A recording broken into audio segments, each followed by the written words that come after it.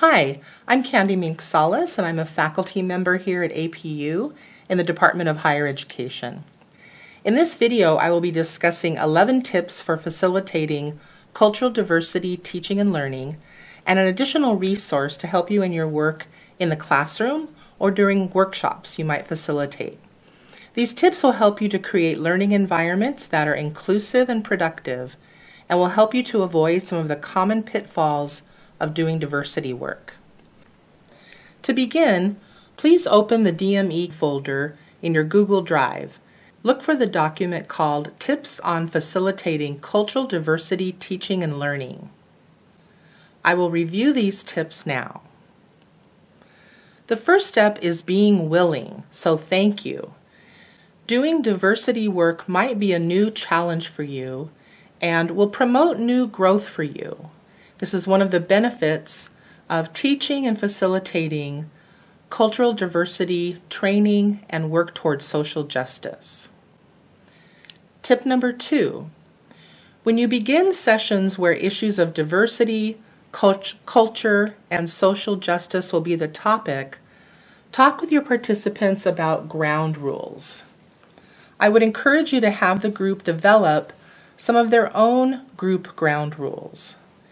These may be issues such as be open and honest, or issues of confidentiality about what is discussed in the classroom. Acknowledge with the group that the conversation may be difficult and there may be differences of opinion. Tip number 3. Please don't ask students to speak for their entire subcommunity. Sometimes in facilitating conversations about issues of race or ethnicity or gender, a faculty member or a group facilitator trying to get more information might turn to someone in a particular ethnic group or of a particular gender and might ask them their opinion about certain topics. Please work hard to not let this happen in your classroom. It puts the student in the subcommunity on the spot and forces them to try to speak for their entire cultural group. This can be embarrassing for them and also frustrating for them. Tip number 4. Words and terminology matter. Please keep learning yourself as an instructor so that you can use appropriate and non-offensive language. Read as much as you can about various cultural groups different from your own to keep current. Tip number 5. As discussions get more intense, watch for body language such as eye rolls or crossed arms. This typically indicates some resistance to discussing the topic and can also indicate disagreement about what is being said.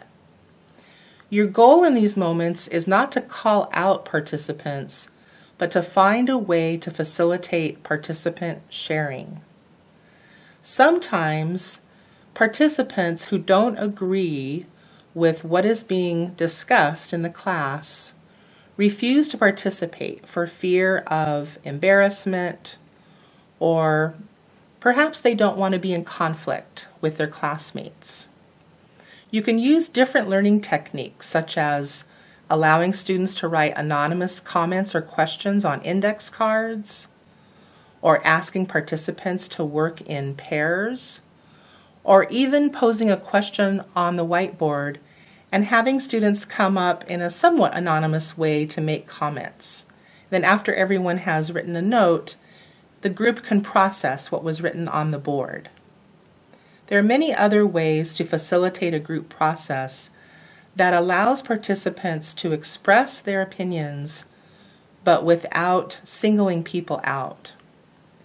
You do want to make sure to monitor what is shared so that you can surface or comment or discuss any offensive language. Tip number 6. When working in pairs or small groups, make sure to let participants know that they should not share another person's story that they have heard without that person's permission. We each get to be in charge of sharing our own stories and experiences. You can make that a ground rule in your classroom. Tip number 7, as conversations get more challenging, you may need to confront language that is, for example, racist or sexist.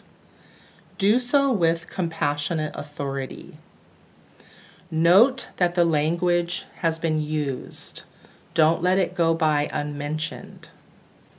One way to process this is to ask for reactions from others in the group. Help your participants confront each other with love and care. This will be difficult as emotions will be running high, but you can help participants express themselves clearly and calmly. This is a great skill for everyone to learn, and we can all probably improve our skills in this area. If your group avoids confronting, you should mention what you noticed, explain your own reaction, and ask for comments.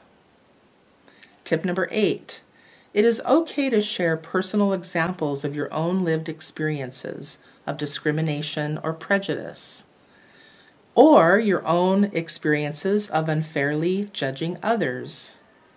Most of us have experienced both sides of this equation. Group leader or faculty member sharing can help participants feel more comfortable with sharing their own stories. Participants also respond very well to leader transparency. Tip number 9, conversations and learning about diversity and social justice typically take more time than less intense types of learning. Participants are not only learning content, but they're also processing their own lived experiences and their values and beliefs. Make sure to allow plenty of time in your session or class design for processing and sharing out. You want to avoid having to cut off participants' intense and productive discussions because your time is up. Tip number 10. Some of the most important skills in doing diversity work are 1, being willing to share your own story, and 2, knowing how to ask others about their story in an appropriate way, with an emphasis on appropriate. Work with your participants on these skills throughout your training and classroom experiences. And finally, tip number 11. It is important for diversity educators to continue their own learning about issues of race, culture, and social justice. Make sure to continue to expand your own knowledge along with your students and participants. A very useful resource in this area is the article 8 Actions to Reduce Racism in College Classrooms, written by Dr. Sean Harper and Dr. Charles Davis III. I highly recommend it for additional information on how to make sure that you are teaching and facilitating in a culturally responsive way. Thank you so much for listening. I hope that these resources will be helpful to you in your teaching and learning work.